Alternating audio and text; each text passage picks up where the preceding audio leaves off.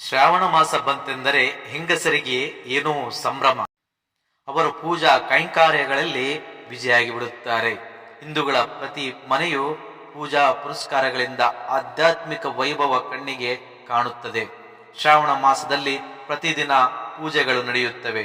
ಅಂದರೆ ಶ್ರಾವಣ ಸೋಮವಾರದಂದು ಈಶ್ವರನ ಪೂಜೆ, ಮಂಗಳವಾರದಂದು ಮಂಗಳ ಗೌರಿಯ ಪೂಜೆ ಮತ್ತು ಶ್ರಾವಣ ಶುಕ್ರವಾರದಂದು ವರಲಕ್ಷ್ಮೀ ದೇವಿಯ ಪೂಜೆಯನ್ನು ಅತ್ಯಂತ ಶ್ರದ್ಧಾ ಭಕ್ತಿಯಿಂದ ಮಾಡಲಾಗುತ್ತದೆ.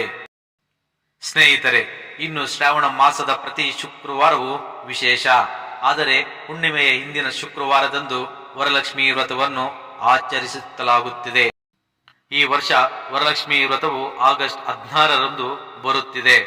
ಸಾಂಪ್ರದಾಯಿಕ ಹಿಂದೂ ಧರ್ಮದಲ್ಲಿ ಲಕ್ಷ್ಮೀ ದೇವತೆಗೆ ವಿಶೇಷ ಸ್ಥಾನಮಾನ. ಸಂಪತ್ತಿನ ಆದಿ ದೇವತೆಯಾಗಿರುವಂತಹ ಲಕ್ಷ್ಮೀ ದೇವಿಯನ್ನು ಭಕ್ತಿಯಿಂದ ಪೂಜಿಸಲಾಗುತ್ತಿದೆ. ದೇವಿಯ ಕೃಪೆಯಿಂದ ಜೀವನದಲ್ಲಿ ಐಶ್ವರ್ಯವಿರುತ್ತದೆ ಹಾಗೂ ಜೀವನದಲ್ಲಿ ಹಣದ ಕೊರತೆ ಇರುವುದಿಲ್ಲ ಎಂಬ ನಂಬಿಕೆ ನಮ್ಮಲ್ಲಿದೆ. ಅಷ್ಟಲಕ್ಷ್ಮಿಗಳಲ್ಲಿ ವರಲಕ್ಷ್ಮೀ ದೇವಿಗೆ ವಿಶೇಷತೆ ಇದೆ. ಇತರ ಲಕ್ಷ್ಮೀ ಪೂಜೆಗಳಿಗಿಂತ ವರಲಕ್ಷ್ಮಿ ಪೂಜೆ ಉತ್ತಮ ಎಂದು ಶಾಸ್ತ್ರ ಗ್ರಂಥಗಳು ಹೇಳುತ್ತಿವೆ. ವರಲಕ್ಷ್ಮಿ ವ್ರತವನ್ನು ಶ್ರಾವಣ ಮಾಸದಲ್ಲಿ ಆಚರಿಸಲಾಗುತ್ತಿದೆ. ಇದು ವಿಷ್ಣುವಿಗೆ ಪ್ರಿಯವಾದದ್ದು ಮತ್ತು ವಿಷ್ಣುವಿನ ಜನ್ಮ ನಕ್ಷತ್ರದ ಹೆಸರನ್ನು ಇಡಲಾಗಿದೆ.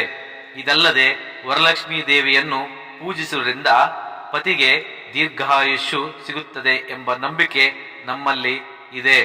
ಈ ಸಂದರ್ಭದಲ್ಲಿ ತಮ್ಮ ಮೇಲೆ ವರವನ್ನು ಸುರಿಸುವ ಸುಪ್ರಸನ್ನ ತಾಯಿ ವರಲಕ್ಷ್ಮಿಯ ಆಶೀರ್ವಾದವನ್ನು ಪಡೆಯಲು ಮಹಿಳೆಯರು ವರಲಕ್ಷ್ಮಿ ವ್ರತವನ್ನು ಮಾಡುತ್ತಾರೆ. ಬನ್ನಿ, ಆ ಪೂಜಾ ವಿಧಾನಗಳನ್ನು ನಾವೀಗ ತಿಳಿಯೋಣ. ವರಲಕ್ಷ್ಮಿ ವ್ರತವನ್ನು ಮಾಡುವ ಗೃಹಿಣಿಯರು ಮೊದಲು ಮನೆಯನ್ನು ಸ್ವಚ್ಛಗೊಳಿಸಬೇಕು. ಹಿಂದಿನ ದಿನವೇ ಮನೆಯನ್ನು ಸ್ವಚ್ಛಗೊಳಿಸಿ ಬಾಗಿಲ ಮುಂದೆ ರಂಗೋಲಿ ಹಾಕಬೇಕು. ಮಾವಿನ ಎಲೆಗಳನ್ನು ಬಾಗಿಲಿಗೆ ಕಟ್ಟಬೇಕು. ಹೂವಿನ ಹಾರಗಳಿಂದ ಮನೆಯ ಮುಂಬಾಗಿಲನ್ನು ಸುಂದರವಾಗಿ ಅಲಂಕರಿಸಬೇಕು. ಸೀರೆ, ಜಾಕೆಟ್ ಮುಂತಾದ ಪೂಜಾ ಸಾಮಗ್ರಿಗಳನ್ನು ಜೋಡಿಸಬೇಕು. ಆಗ ಮನೆಯಲ್ಲಿ ಹಬ್ಬದ ವಾತಾವರಣ ಮೂಡುತ್ತದೆ. ತದನಂತರ ವರಲಕ್ಷ್ಮೀ ದೇವಿಯ ಪೂಜೆಗೆ ತಯಾರಿ ಮಾಡಿಕೊಳ್ಳಬೇಕು. ಮೊದಲು ನೀವು ಕಲಶವನ್ನು ಸ್ಥಾಪಿಸಬೇಕು.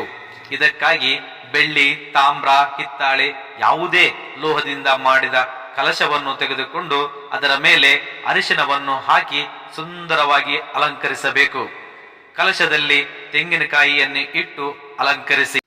ಈಗ ಕೆಂಪು ರವಿಕೆ ಕಣವನ್ನು ತೆಗೆದುಕೊಂಡು ಅದನ್ನು ತೆಂಗಿನಕಾಯಿಯ ಮೇಲೆ ಇರಿಸಿ ಮತ್ತು ಕಲಶವನ್ನು ಆಭರಣಗಳಿಂದ ಅಲಂಕರಿಸಿ. ಈಗ ಹೂವನ್ನು ಹಾಕಿ ಕಲಶದ ಮುಂದೆ ಲಕ್ಷ್ಮೀ ದೇವಿಯ ಪ್ರತಿಮೆ ಅಥವಾ ಫೋಟೋವನ್ನು ಜೋಡಿಸಿ. ಪೂಜೆ ಮಾಡುವ ಮೊದಲು ದೀಪವನ್ನು ಬೆಳಗಿಸಬೇಕು. ಮನೆಯಲ್ಲಿ ತಯಾರಿಸಿದ ಪಾಯಸ, ಪುಳಿಯೋಗರೆ, ಹಣ್ಣುಗಳನ್ನು ಲಕ್ಷ್ಮೀ ದೇವಿಗೆ ನೈವೇದ್ಯವಾಗಿ ಅರ್ಪಿಸಬೇಕು. ಪೂಜೆಗೆ ಮುಂಚೆ ಗಣಪತಿ ಪೂಜೆಯನ್ನು ಮುಂದೆ ಮಾಡಬೇಕು. ಸರ್ವಮಂಗಳ ಮಾಂಗಲ್ಯೆ ಶಿವೆ ಸರ್ವರ್ಥ ಸಾಧಿಕೆ ಶರಣ್ಯೆ ತ್ರಯಂಬಕೆ ದೇವಿ ನಾರಾಯಣಿ ನಮಸ್ತುತೆ ಎಂದು ಹೇಳುವ ಮೂಲಕ ವರಲಕ್ಷ್ಮಿ ವ್ರತಕ್ಕೆ ಸಂಬಂಧಿಸಿದ ಪೂಜೆಯನ್ನು ಆರಂಭಿಸಬೇಕು.